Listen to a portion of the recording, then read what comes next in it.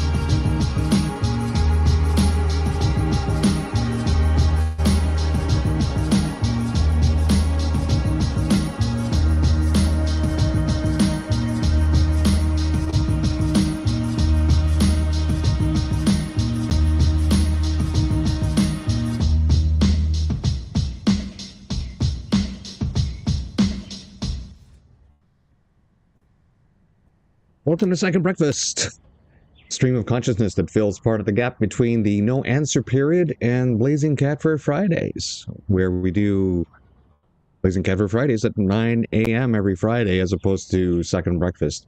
And we are streaming on 3 platforms, Rumble, X, and YouTube, so please give us a like, thumbs up, follow, share, subscribe, and all that jazz. The chat is up across all 3 platforms, so please feel free to ask anything. Comments drive the algorithm when I'm not driving it down with my forbidden words. This veteran appreciates your support. Please visit my channels and share. And I hope you're having a wonderful morning and ready to face the day with the hope of love of your fellow man.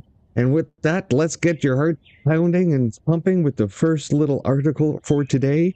The Great Canadian Dumpster Fire Confiscation Edition, brought to you by the Canadian Shooting Sports Association. Let's drop the pretense. This is a confiscation program. Ottawa is coming for your property, rights and freedoms, plain and simple. Mark Carney and Gary Dungrab Gary, we'll just call him, have decided that responsible, law-abiding Canadians need to be punished, while violent criminals who actually drive gun crime are left untouched.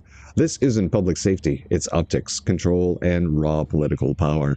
Their compensation period ends March 31st, and it's already a disaster. The government only has a partial picture of the now prohibited firearms because they have no idea how many are actually out there. Non-restricted firearms haven't even been registered in Canada since 2012, when the long gun registry was scrapped. Many have changed hands multiple times since then. Now they're demanding something they can't even measure, let alone retrieve. What's their plan? Are they going to turn hundreds of thousands, maybe millions, honest Canadians into criminals overnight? Fill our courts and jails with hunters, sport shooters, and collectors?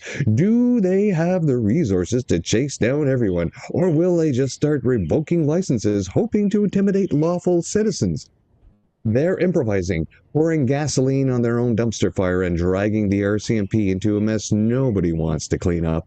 This is not about fighting crime or assaulting style anything. It's a full-scale confiscation targeting people who follow every rule that passed every background check. Meanwhile, shootings in our cities continue because criminals don't register their guns or follow bans. Gun owners refuse to be scapegoats.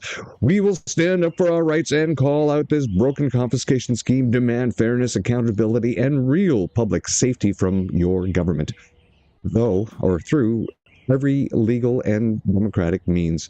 If you think this ends here, you're mistaken. Today, it's firearms owners. Tomorrow, anyone who values their rights and freedoms. Stand with us, they say. I think it is a very, very good message. So before we get on with the show, we always like to remind everyone of our other, that's not it. Thank you very much.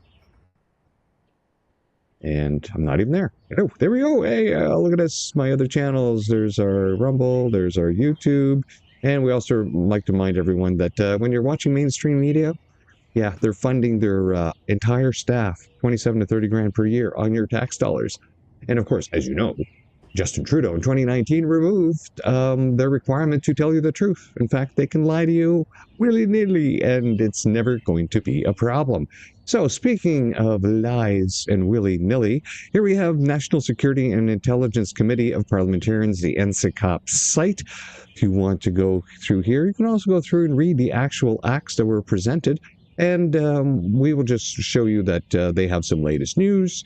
And from these, we've also extracted a few stories. Here's our current committee members. The Honorable Darren Fisher here was elected in 2015 out of Nova Scotia. He's the committee chair, longtime Liberal. Here we have your members. Oh, member the Honorable Greg Fergus, former Speaker of the House before the last election, who was scapegoated into many things and was probably one of the worst speakers that we ever had.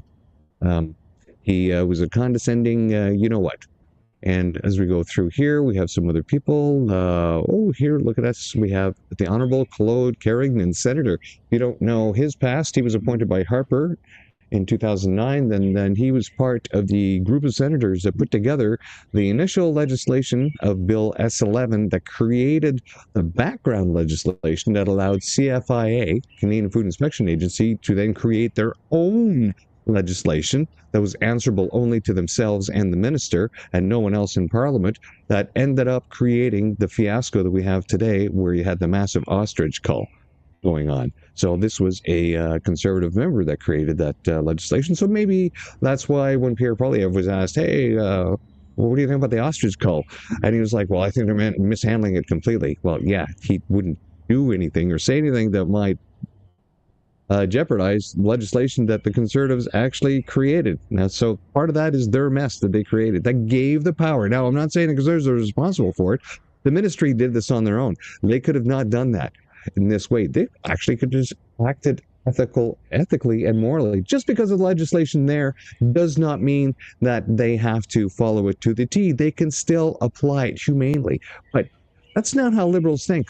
They have a binary way of thinking. It's just not right. There's your Honorable Darren Fisher, and for somebody in charge of such an important committee chair, you'd think he'd have a better seat in the House, but obviously not.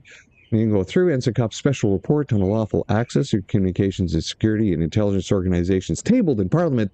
These are quite the rabbit holes that you can go into and read a bunch of gobbledygook that really doesn't say anything other than further expanding how they're watering down our security legislation in order to allow certain things to happen. Here's a special report by the Lawful Access to Communications by Security and Intelligence Organizations. And you have the redacted report that you can actually read, which I started to peruse. And again, that's why I said it's quite the rabbit hole. And of course, there's some research papers that have been submitted by some people here and organizations attached to the special report for committee members to consider as they consider moving forward into other associated legislation that will further impinge and remove Canadians' rights. Remember this name here, Michael Geist. We'll be a little more on him. Special report on the lawful access communications. You can go through and read the report. This, like I said, the black hole that you can go into. Here's Michael Geist's report, and there's other reports from other organizations along the way. National Security and Intelligence Committee of Parliamentarians launches a review of counter-terrorist financing. And this is where it starts to get crazy, because now the problem that the Liberals have created in Canada by allowing crime to go out of control, by not doing anything about all the cartels that have set up shop in Canada, they've created the perfect situation for them to bring in their own dangerous legislation, shall we say. And it's like they almost did that on purpose. So let's move on to, here's Mark Carney, BOE governor. There was a reason why I brought that up. That was just to take a picture of that to add to the thumbnail for today, which brings us right into this rant by the Reclamaire. Not so much as a rant, but also a bunch of links to how we bring this story together. Canada's Oversight Committee on National Security is a fraud. The Liberal government purposefully designed it to protect the Prime Minister from independent accountability. I'll read that again. The Liberal government purposefully designed NSICOP to protect the Prime Minister from independent accountability. I will prove it, says the Reclamaire. In 1994, the United Kingdom created the Intelligence and Security Committee, the ISC. The UK had its intelligence service, MI5, but it did not have governmental oversight, and so the ISC was created. The job was to review classified material, produce an annual report to the Prime Minister, and publish special reports on issues of particular concern. But the 1994 design of the ISC was criticized as a structural conflict of interest. Prime Minister picked the members. Oh yeah. The Minister picked the chair. Prime Minister housed the committee inside the Cabinet Office. Prime Minister controlled what information ISC could see. And the Prime Minister approved what it could publish. Wow, so much for oversight. Now, however, failure of the ISC oversight into the Iraq War led to changes in its structure in 2013. Prime Minister could not appoint members. Prime Minister could not pick the chair. Prime Minister could not house inside its offices. Prime Minister could not control access to information, and a Prime Minister still veto what is published. Could still veto what is published. So, yeah, they couldn't stop the work, but in the end, they could stop it from getting out. Now, the UK set up an oversight body to review intelligence and security. The committee failed the UK spectacularly, and changes were made to the operational conflict of interest with the Prime Minister's office. Note, Mark Carney was Bank of England governor at this historic time. Well, this is how we start tying this over together from the UK. So now the long story brings us to Justin Trudeau and the Liberal government in 2016. As part of creating greater oversight of security matters in Canada, the Liberal government invested themselves heavily to learn all about UK's success and failures within its ISC. 3 people were tasked with designing Canada's new security oversight, later called NSICOP. Dominic LeBlanc, still in Parliament, Ralph Goodale, and David McGuinty. They learned the failures of the UK's design and how its conflicts of interest failed its country, and the changes made to fix it. When they came back from the UK and worked with Trudeau to design Canada's new Security Oversight Committee, would they choose the design that had failed the UK and was a structural conflict of interest? Or would they choose the newer, improved design? You know the answer. They saw a failed design in the UK effectively led the UK into war under false pretenses and covered up a terrorist bombing killing 52 citizens and said, "Give me some of that." And Parliament and the Senate all agreed. And Canada's media and elite towed the party line. Indeed, didn't they? How many bots you got out there constantly always saying, "Hey, our guy got a security clearance, your guy didn't get a security clearance. Why is that?" Let's continue on. And backbencher Liberal David McGuinty got a great reward for his choice in establishing a structural conflict of interest in NSICOP. He was picked as chairperson of the new committee. He's not going to complain about his design, a nice oversight committee you got there.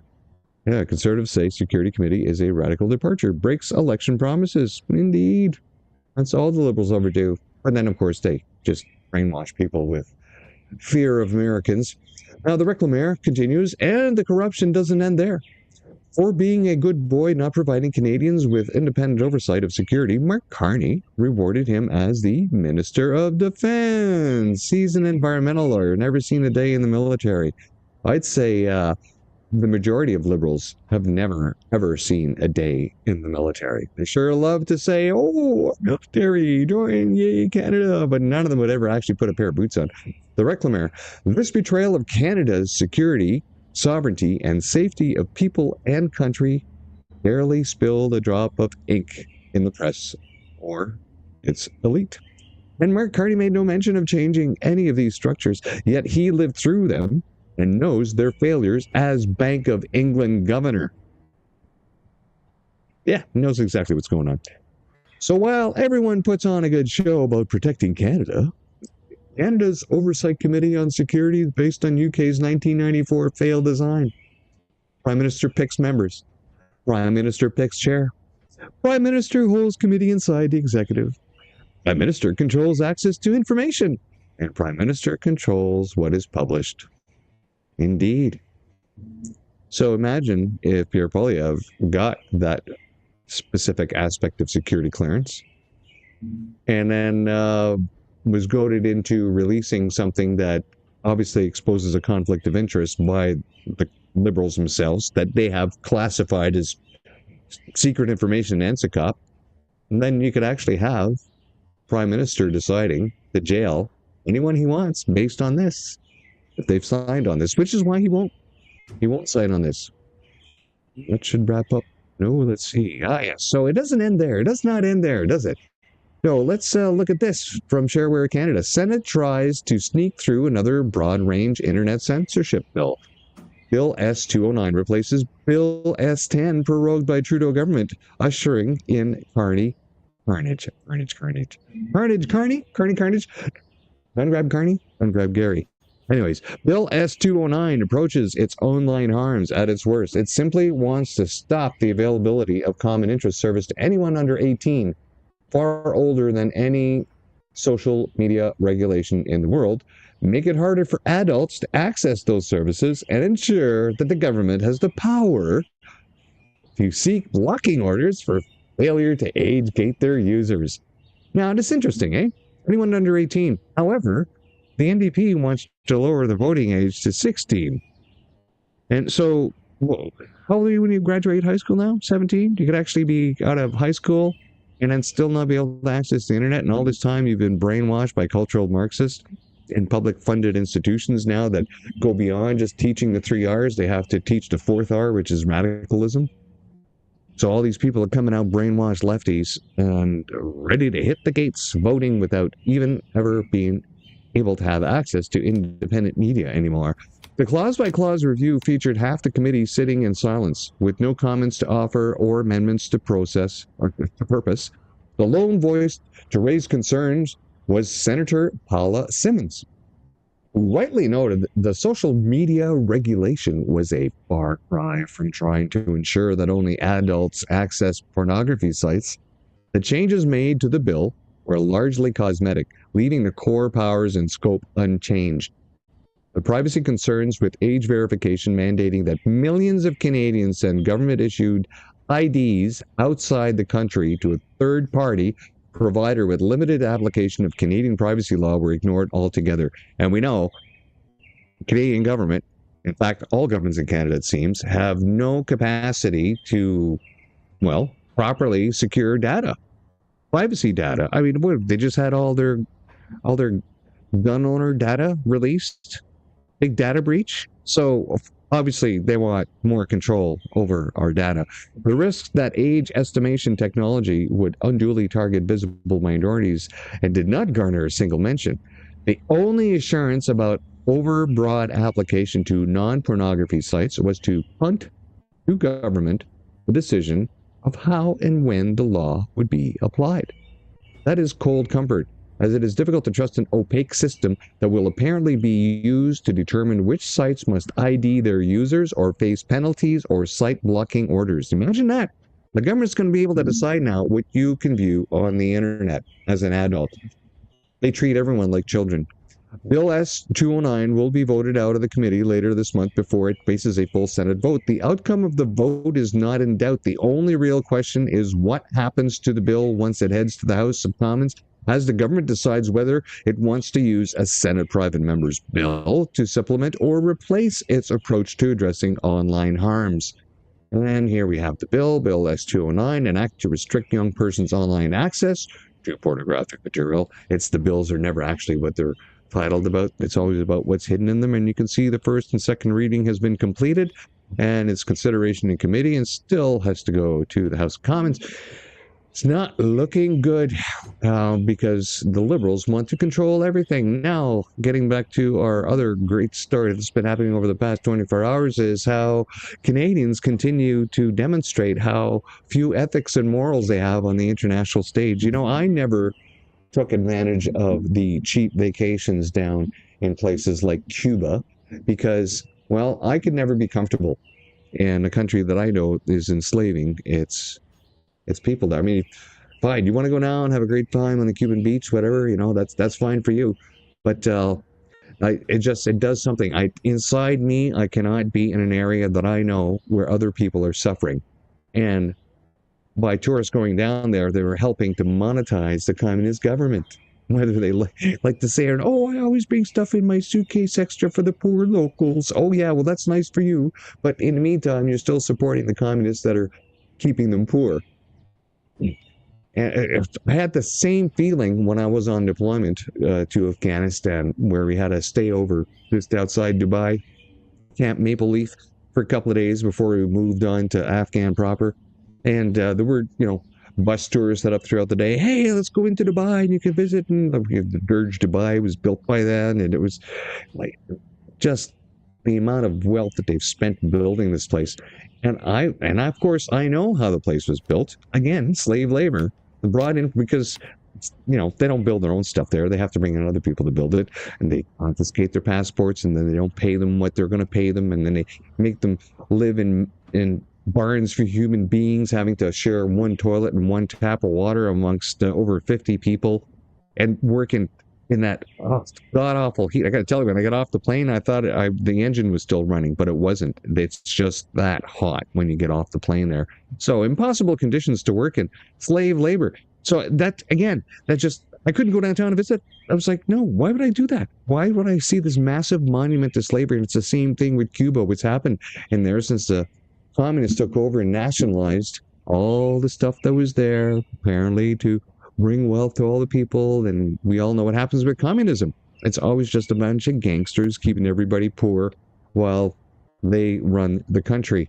Well, as you know, down south, because Canadians, a lot of them have lost their bloody minds when it comes to now apparently being programmed into hating Americans, in the same way that the Nazis programmed their own German citizens to hate Jews. I can see no other comparison, and the stupidity that's going on in Canada today. Well, instead of going down to Florida or other nice southern places in the States to go visit, Canadians, oh no, let's go down for cheap vacation down to Mexico. Yeah, well, as you know, Mexico has not really been a safe place to travel for a couple of decades, with people go missing or uncontrolled crime in certain areas. And, but if you stick to the tourist trap zones, you'll be okay. Oh yeah?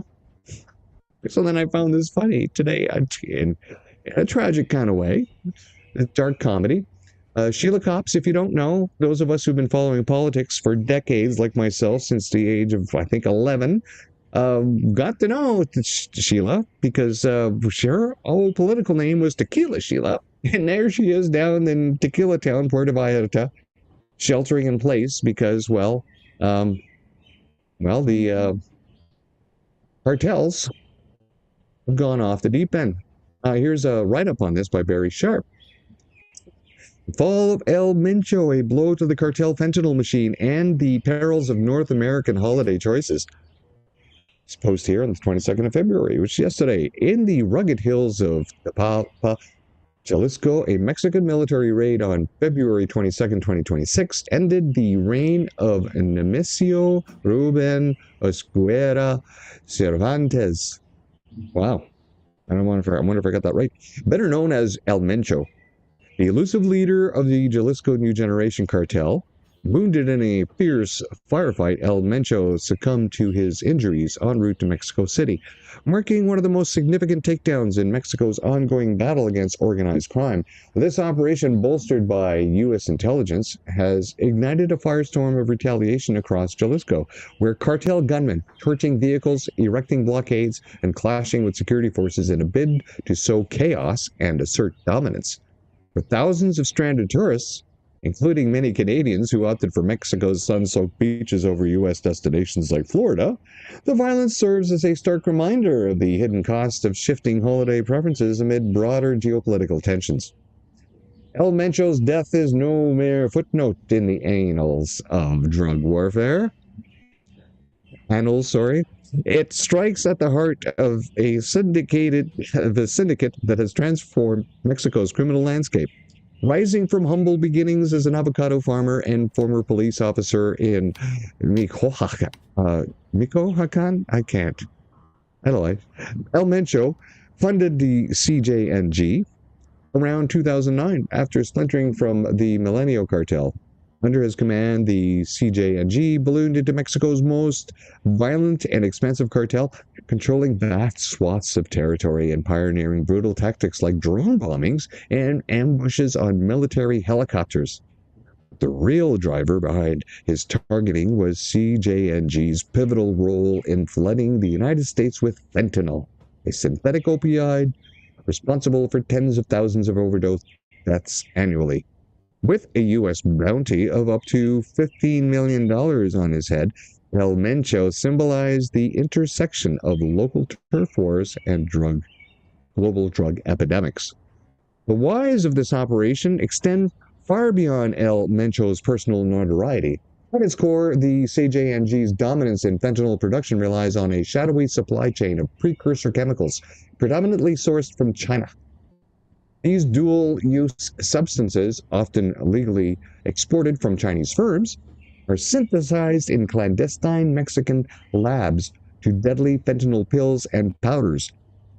Then trafficked northward, the U.S. fentanyl crisis, which claims over 100,000 lives in 2025 alone, has been exacerbated by this pipeline, with the CJNG and rivals like Sinaloa cartel acting as the final assemblers in a system that enriches adversarial networks while draining Western economies. Eliminating El Mencho wasn't just about justice. It was a calculated strike to disrupt this flow, reflecting a pragmatic realism in U.S.-Mexico cooperation aimed at curbing dependencies on foreign powers that weaponize supply chains. Zooming out to the bigger geopolitical canvas, El Mencho's demise underscores a North American strategy to counter broader threats. The U.S. provided critical intelligence for the raid through the Joint Interagency Task Force Counter-Cartel, the JIATF-CC, a collaborative effort established in January 2025 to combat cartel operations along the border. This assistance aligns with frameworks like U.S.-Mexico Cartel Agreement, USMA, emphasizing tighter integration to secure hemispheric stability against external influences. China's role as the primary exporter of fentanyl precursors, despite regulatory crackdowns in 2019, highlights how multipolar rivalries play out in illicit markets. By aiding Mexico in dismantling the CJNG's leadership, Washington is not only addressing domestic overdose rates, but also pushing back against Beijing's indirect leverage, fostering a North America first resilience that prioritizes reciprocal alliances over endless foreign entanglements. Yet the consequences of this victory are immediate and visceral. Cartel retaliation erupted within hours of El Mencho's death, with gunmen setting up narco blockades, burning vehicles to block highways to Jalisco and neighboring states like Michoacan and Guerrero. Puerto Vallarta, a jewel in Mexico's tourism crown, saw plumes of smoke rise as panicked travelers sheltered at the airport amid reports of gunfire. Schools were canceled, public transport halted, and the U.S. State Department issued shelter-in-place advisories for Americans in affected areas. Such violence is a familiar pattern. The CJNG has a history of aggressive reprisals, including downing military helicopters and launching drone attacks, often escalating after leadership losses. Analysis warned of potential power struggles within the cartel, which could fracture it into warring factions and prolong instability in a region already scarred by extortion and territorial battles. Well, that's probably by design. You cut off the head of the snake and then you let them battle it out, kill themselves off before you go in and you finish them up. For elbows up Canadians, the ramification hit particularly close to home in recent years. Many have swapped traditional Florida getaways for Mexico's affordable resorts, driven by political frictions and economic pressures. Visits to the U.S. plummeted by over 24% in early 2026, with tariffs imposed by the Trump administration and perceptions of unwelcoming policies prompted a boycott. Instead, destinations like Puerto Vallarta saw a surge, offering warmth without the ideological baggage. But this shift has exposed travelers to unforeseen dangers. Global Affairs Canada now advises exercising a high degree of caution in Mexico due to organized crime, with regional warnings against non-essential travel to Jalisco amid kidnapping risks and violence. Thousands of Canadians found themselves stranded as flights were canceled and roads blocked. A grim irony for those seeking refuge from U.S. tensions, only to encounter a more immediate threat. This chaos underscores the need for pragmatic border security and alliances rather than reactive boycotts. Overlook the interconnected risk of North America's shared backyard.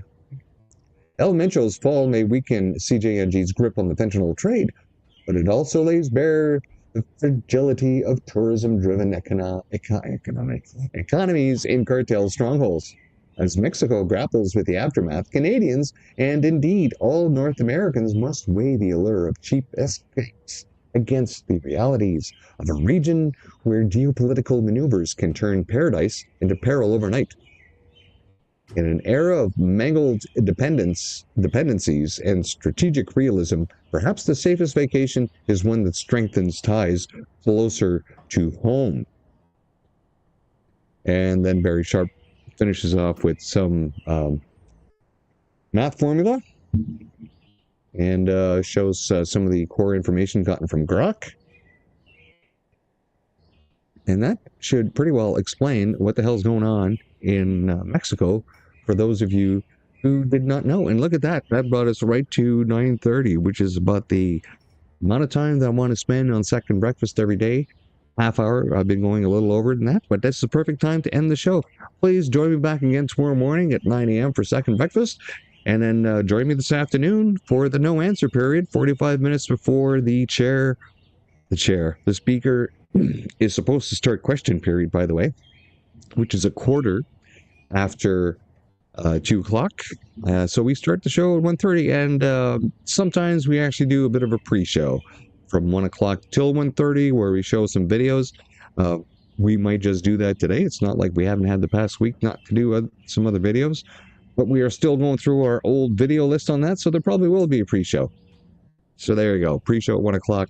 Actual show starts at 1:30. All right.